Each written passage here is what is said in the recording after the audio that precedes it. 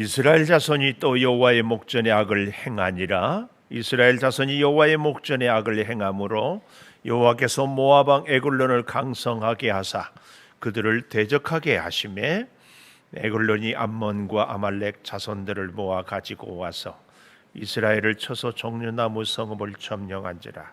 이에 이스라엘 자손이 모압 왕 에글론을 18배 동안 섬기니라.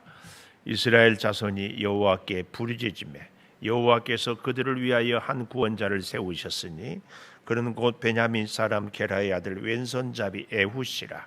이스라엘 자손이 그를 통하여 모압 왕 에글론에게 공물을 바칠 때에 에훗이 길이가 한 규빗 되는 좌우에 날선 칼을 만들어 그의 오른쪽 허벅지 옷 속에 차고 공물을 모압 왕 에글론에게 바쳤는데 에글론은 매우 비둔한 자였더라. 에훗이 공물 바치기를 마친 후에 공물을 메고 온 자들을 보내고 자기는 길갈 근처 돌 뜨는 곳에서부터 돌아와서 이르되 왕이여 내가 은밀한 일을 왕에게 아뢰려 하나이다 하니 왕이 명령하여 조용히 하라 하매 모셔 선 자들이 다 물러간지라. 에훗이 그에게로 들어가니 왕은 서늘한 다락방에 홀로 앉아 있는 중이라.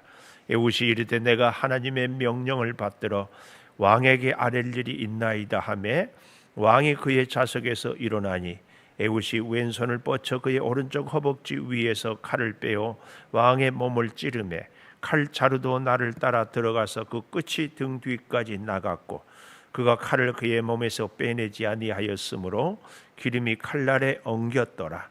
에훗이 현관에 나와서 다락문들을 뒤에서 닫아 잠그니라. 에훗이 나간 후에 왕의 신하들이 들어와서 다락문들이 잠겼음을 보고 이르되 왕이 분명히 서늘한 방에서 그의 발을 가리우신다 하고 그들이 오래 기다려도 왕이 다락문들을 열지 아니하는지라. 열쇠를 가지고 열어본즉 그들의 군주가 이미 땅에 엎드러져 죽었더라. 그들이 기다리는 동안에 에훗이 피하여 돌 뜨는 곳을 지나 스이사라로 도망하니라. 그가 이르러 에브라임 산지에서 나팔을 불매 이스라엘 자손이 산지에서 그를 따라 내려오니 에훗이 앞서가며 그들에게 이르되 나를 따르라. 여호와께서 너희의 원수들인 모압을 너희의 손에 넘겨 주셨느니라 하매 무리가 에훗을 따라 내려가 모압 맞은편 요단강 나루를 장악하여 한 사람도 건너지 못하게 하였고 그때에 모압 사람 약 10,000명을 죽였으니 모두 장사요 모두 용사라. 한 사람도 도망하지 못하였더라. 그날에 모압이 이스라엘 수하에 굴복하매 그 땅이 80년 동안 평온하였더라. 에훗 후에는 아나세 아들 삼갈이 있어 소모는 막대기로 블레셋 사람 600명을 죽였고 그도 이스라엘을 구원하였더라. 아멘. 오늘 또 새벽을 깨우는 송아 너는 하나님의 보석이다 보석이다. 엄지척 변함없이 새벽 제단을 지키는 원사님은 하나님의 보석입니다 보석입니다 보석입니다. 이 모든 것이 주님의 은혜입니다. 아멘 아멘 할렐루야. 오늘 아침에 나오신 분들은 수지 맞았어요. 그 예쁜 노트 받으셨죠? 우리 권미정 집사님은 꼭 방송실에 우리 박현수 권사님 챙겨드리세요. 잘 사용하고 메모하시고 그 우리 제 친구 목사가 쓴 삶으로 하는 신앙 그 책도 있습니다. 정말 심금을 울리는 책이에요. 내 책은 주기만 하면 안 되겠더라고. 이음정 권사님 받고 싶지 않으세요? 달라고 해야 줍니다. 주 대신 받으면 반드시 밑줄 그어서 나한테 읽었다고 보여줘. 왜냐하면 책을 제가 열심히 이렇게 주고 하는데 갖다 꼽아놓기만 하고 안 읽어. 드릴 테니까 이따 책에 사무실에 많이 있어요. 강훈권 권사님 책이 있어. 꼭 받아서 읽고. 오늘 참 장례 어제 우리 박오경 권사님 남편 이종명 집사님이 부르심을 받았어요. 그래서 오늘 우리가 2시 반에 교회에서 출발해서 3시에 입관 예배, 내일은 교회에서 11시에 출발해서 발인 예배 11시 반 가까운 벽제 승화원으로 모시는데 기억하시고 그 박오경 권사님이 책을 달라 했었더니만 집에서 못 주무시고 뭐 그러니까 세상에 하루 줄을 일일이 그어가면서 목사님 읽었어요. 그 반납하는 줄 알았대. 아니에요. 가지세요. 안 그래도 한 번 더 읽어보고 싶었어요. 강은영 권사님 어떻게 생각해? 박옥영 권사님이 읽었다니까. 권사님도 꼭 받아가세요. 강정호 목사님이 있어요. 강씨.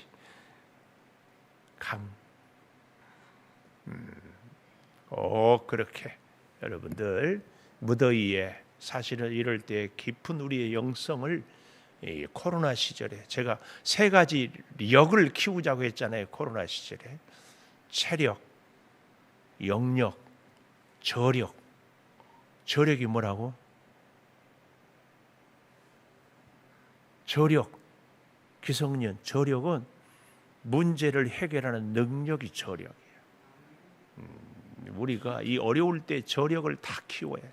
근데 그 저력은 체력과 영역에서 같이 이렇게. 오늘 저는 제목을 약점이 강점으로. 놀랍게도 12사사가 나와요. 온니엘부터 시작을 해가지고 우리가 어제 아침에 온니엘, 오늘은 에훗, 그리고 삼갈 이렇게 쭉 나오는데 놀라운 것은 이 사사들이 하나같이 다 약점이 있어요. 다 약점이 있어요. 온니엘은 정통 유대인이 아니라 그나스 족속. 에훗은 이제 오늘 본문에도 보면은 알겠지만 여기 15절에 베냐민 사람 게라의 아들 왼손잡이. 저 뒤에 31절인가요? 31절에 에훗 후에는 아낫의 아들 삼갈이 있어서 소 모는 막대기. 제대로 군사 훈련도 리더 훈련도 받지 못하는 정말 농사꾼인 소 모는 막대기만 밖에 쓸 줄 모르는 삼갈을 통하여서 그 강한 블레셋을 이기게 해줘요. 우리도 우리 인생을 살아갈 때에 대한민국에서 살아가는 사람들 중에서 최고의 약점이 뭘까? 제가 이 말씀을 준비하면서 생각해 보니까 여자의 일생. 이음정 권사님 남자로 태어났으면 하는 생각 엄청 많이 했죠. 남자였으면 좋겠다는 생각 안 했어요? 한 번도 안 했어? 오, 참 별일이네. 검사님이 남자였으면 참 얼마나 멋졌을 것 같은데. 많은 여자분들이 야, 하나님이 왜 나를 남자로 태어나게 했을까? 이런 생각들을 많이 합니다. 그러면서 남자로 태어났으면 나는 고생을 안 했어도 될 것을. 남자로 태어났으면 내 마음대로 좀 이렇게 저렇게 하고 살았을 것을. 이 여자로 태어난 것을 굉장히 안타까워하는 거예요. 근데 이렇게 눈을 뜨고 보니까 전 세계가 다 여자로 태어난 것이 약점이에요. 약점. 힘도 없고 사회적인 제약도 많고 사람들과의 관계도 자유롭지 못하고 하다못해 우리 집에 애들 둘 키울 때도 오빠는 늦게 와도 뭐라고 안 하는데 동생 딸아이는 늦게 오면 제가 맨날 뭐라고 왜 차별을 두냐고 막 난리. 여러 모양으로 그런 약점. 그런데 놀랍죠. 예수님이 십자가의 마지막 죽는 그 순간에도 남자들은 거의 찾기가 어려워. 여인들이 극하지. 놀라운 역사입니다. 하나님은 우리 예수님은요 늘 약한 자들, 장애가 있는 자들, 그 사람들을 가까이 하시고 역사하시고 하나님의 뜻을 이루어 갑니다. 오늘 이 사사 에훗을 통하여서 자 보십시오. 변함없는 모습이 사이클이 공식이 12절에 또 여호와의 목전에 악을 행하니까 이스라엘 자손 여호와의 목전에 악을 행함으로 여호와께서 모압 왕 에글론을 강성하게 하사. 첫째, 약점이 강점으로 되는 데 있어서 첫째, 모압을 강성하게. 누가? 하나님이. 우리의 연약함도 하나님이, 우리에게 아픔도 하나님이, 우리는 잘 되는 것, 좋은 일은 하나님이 주셨다고 하고 힘들고 아픈 것은 하나님하고 상관이 없다고 하는데 아니에요. 우리의 모든 것은 다 하나님의 손에 있습니다. 그래서 나의 약점까지도 하나님이 허락하시고 그 약점도 사용하시는 하나님, 이 하나님을 우리는 철저하게 의지하고 믿어야 됩니다. 그러니까 하나님, 왜 나를 이렇게 태어나게 이런 환경에서, 제가요 우리 창조교회를 섬기기 위해서 와서 이렇게 살다 보니까 서울은 둘째치곤, 제가 그런 얘기 많이 했잖아요. 세상에 우리 아버지가 이 백석에서만 살았어도 내가 좋았겠다 하는 생각이 들어요. 여러 가지. 학교를 다닐 때 등록금도 어렵지만 생활비가 더 들어가. 그런데 여기만 살았어도 서울에 학교 다닐 수가 있잖아요. 참 모든 것이 우리에게 이렇게 약점이 참 많아. 기질적인 약점도 참 많아요. 너무 내성적인 사람들은 내성적이어서 일을 진취적으로 못하는가 하면은 저같이 다혈질인 사람들은요 생각도 안 하고 행동부터 해요. 그러니까 얘기를 할 때에도 뭔가 할 때도 섭섭한 것도 자세하게 얘기를 들어보면 그것도 아닌데 혼자 지레 짐작하고 막 다 섭섭하게. 이런 모든 것이 우리에게 다 약점이에요. 놀라운 것은 약점이 없는 사람이 없는데 그 연약함으로 인하여서 하나님을 꼭 붙들고, 그래서 하나님은 우리로 하여금, 아니 사사들로 하여금, 아니 백성들로 하여금 계속 부르짖게 해요. 부르짖게. 그래서 이 사사기서의 중요한 원리 사이클 중에 하나가 뭐예요? 범죄하면 고난이 오고, 고난이 오면 부르짖어야 구원해요. 이 부르짖음. 그래서 오늘 우리로 하여금 계속 하나님을 찾고 부르짖게 해요. 왜요? 하나님의 지혜와 능력과 힘으로 우리가 살기를 원하기 때문에. 다른 말로 바꿔보면 하나님은 우리에게 자꾸 힘을 주기를 원해요. 자꾸 함께 하기를 원해요. 우리에게 능력 있는 삶을 살기를 원해요. 그런데 이 어려운 세상, 이 험한 세상을 사람이 가진 능력과 지혜와 방법으로는 살아갈 수가 없어. 그래서 하나님의 힘,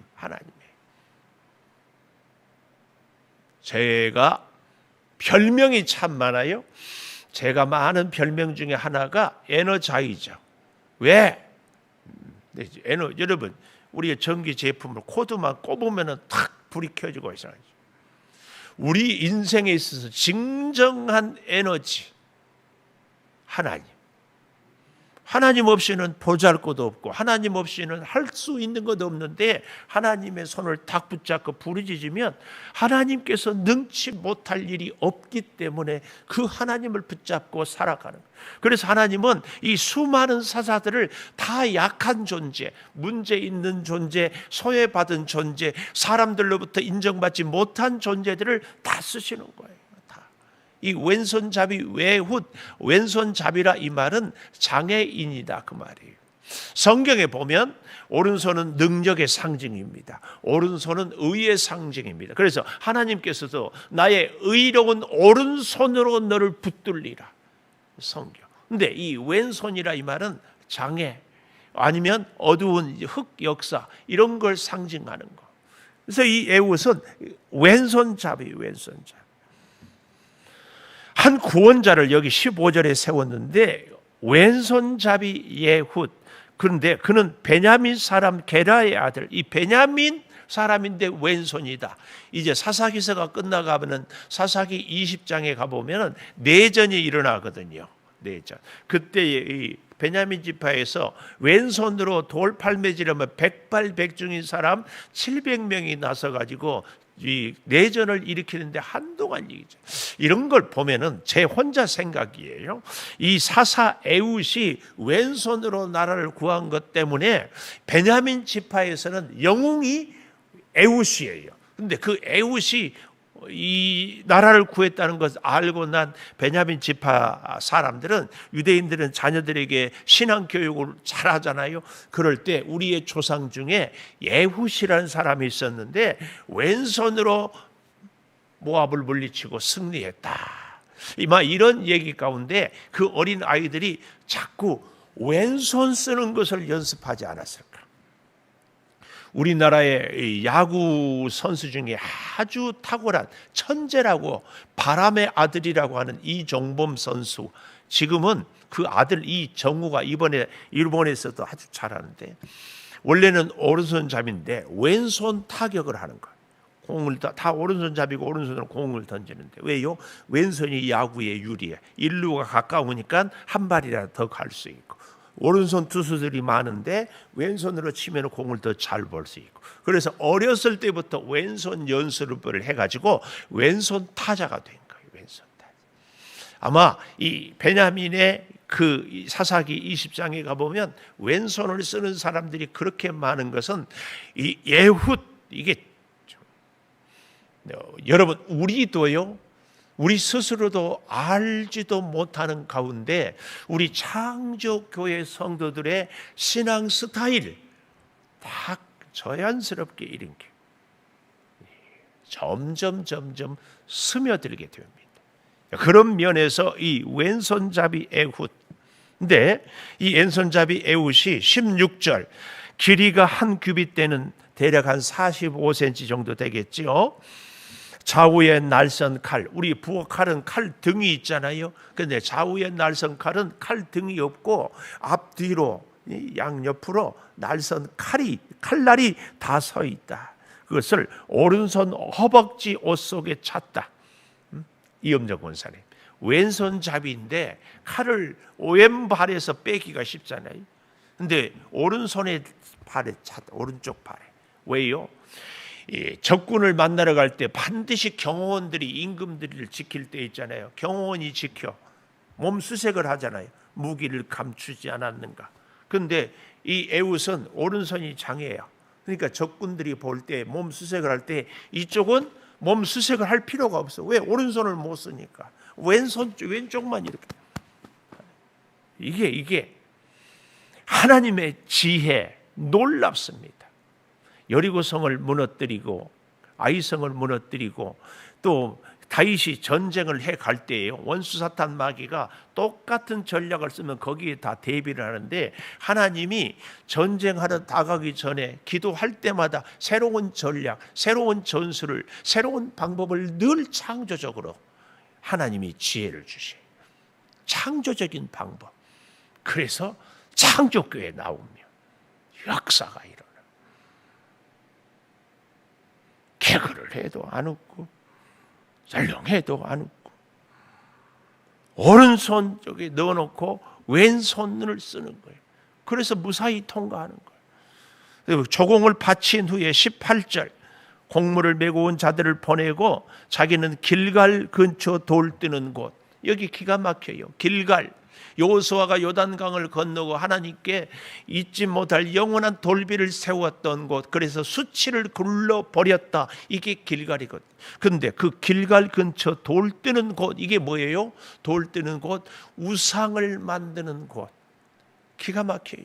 그 영광스럽고 영원히 믿음의 추억이 서려 있는 그 길갈이 우상을 만드는 장소가 되어버린 거예요. 그 길갈. 거기서 돌아와서 혼자 옵니다. 이 에훗의 이 용맹함. 그리고 20절에 서늘한 다락방에 들어가서 왕에게 비밀이 할 얘기가 있다고 하고, 21절, 에훗이 왼손을 뻗쳐 오른쪽 허벅지 위에서 칼을 빼어 왕의 몸에 찌르매 칼자루도 나를 따라 들어가서 그 등 끝이 등 뒤까지 나갔고 그가 칼을 그의 몸에서 빼내지 아니하였더라. 이렇게 얘기하고 있잖아요. 근데 이 에글로는 17절에 보니까 이런 단어가 나와요. 매우 비둔한 자였다. 어마어마하게 뚱뚱한 사람이었다. 엄청나게. 근데 왼손잡이야. 오른손이 없는 한 손으로 얼마나 혼신의 힘을 다했으면 그 칼이 등 뒤에까지 나오기까지 찔려요. 왜요? 만약에 섣부르게 잘못 칼을 사용하면 사람 살려 이봐라 한다든지 여봐라 한다든지 하면 즉각 포위가 되잖아요. 에봇은 한 손이지만 급소를, 우리말로 아야 소리도 못 내게 찔렀어요. 그러니까 나머지 그 모압의 모든 신하들이 다 이 에글론 왕이 죽었는지 살았는지를 한동안 모르는 거예요. 얼마나 이 혼신의 힘을 다 했을까를 우리가 충분히 생각해 볼 수 있습니다. 그래서 잘 보십시오. 22절에 보면 칼을 몸에서 빼내지 아니하고 기름이 칼날에 엉겼어요. 그러니까 그 몸이 기름이 얼마나 많았는지를 성경은 그렇게 표현하고 있습니다. 그리고 23절에 현관에 나와서 다락문들을 뒤에서 다 닫아 잠가요. 그러니까 안에서 잠그는 척하고 이제 신하들이 24절에 다락문이 잠겼음을 보고 서늘한 방에서 그의 발을 가리우신다. 각주에 보니까 용변을 보신다. 그래서 오래 기다려. 이 25절에 보니까 각주에 부끄러울 때까지 다락문을 열지 아니한지라. 도저히 더 이상 참을 수 없을 때까지 그 말이에요. 그래서 열쇠를 가지고 열어본 적. 그런데 이 열쇠가요, 원문에 보니까 우리가 말하는 자물통 열쇠가 아니라 그 옛날에는 이렇게 손으로 끈으로 이렇게 묶어가지고 풀리지 않게 우리 끈으로 허리띠를 묶는 거죠. 그래서 그 열쇠는 그 끈을 푸는 그 어떤 도구, 이렇게 얘기를 하고 있습니다. 그래서 그들이 기다리는 동안 그 시간에 26절 에후손 돌 뜨는 곳을 지나 스이라로 도망하여 에브라임 산지, 아주 재미있어요. 베냐민 지파인데 에브라임 산지. 에브라임 지파는 요셉의 둘째 아들. 그런데 거기서 많은 백성들을 함께 불러요.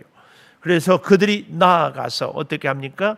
요단강 나루를 자랑하여 28절 하반절에 한 사람도 살지 못하고 다 죽이. 여기 나루는 우리가 보통 배를 타고 하고 그런데 더 정확한 의미는 여울 혹은 샛길. 그러니까 요단 강도 물이 깊은 데가 있고 물이 얕은 데가 있어요. 모압 백성들이 안 되겠다 싶어서 도망갈 수 있는 그 지름길, 샛길, 거기를 에웃이 지키고 있다가 다 죽였다 그 말이에요.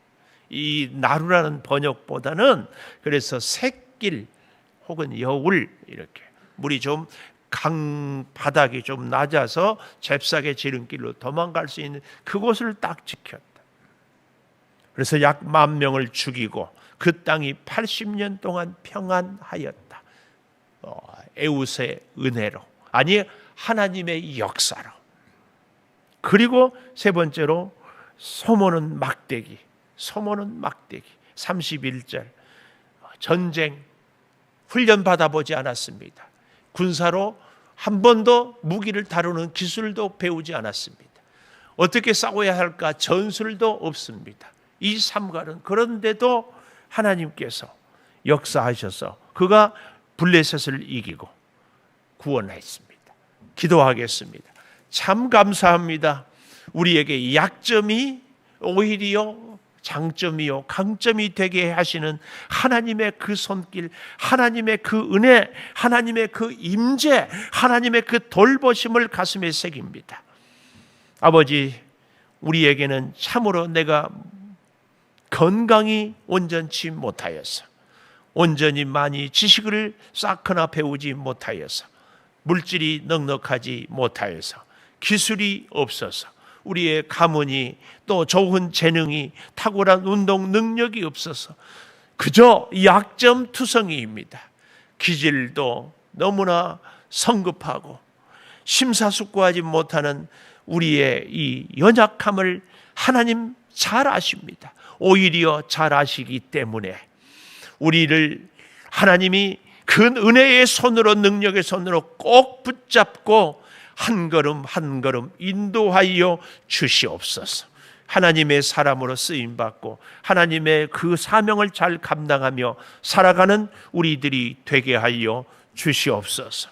더욱 간절히 구합니다. 아버지, 오늘 슬픔을 당한 우리 박옥영 권사님의 그 가문을 위로하여 주시고 모든 장례 절차를 주께서 이제 아름답게 은혜롭게 진행하여 주시옵소서.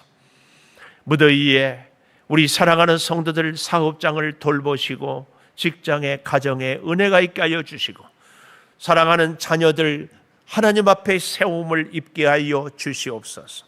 이 나라와 민족 아버지 코로나 때문에 무더위 때문에 지치고 어려울 때에 우리가 함께 기도함으로 이 난관을 극복할 수 있는, 그래서 하나님의 은혜를 찬양하는 놀라운 은혜를 주여 체험케 하여 주시옵소서.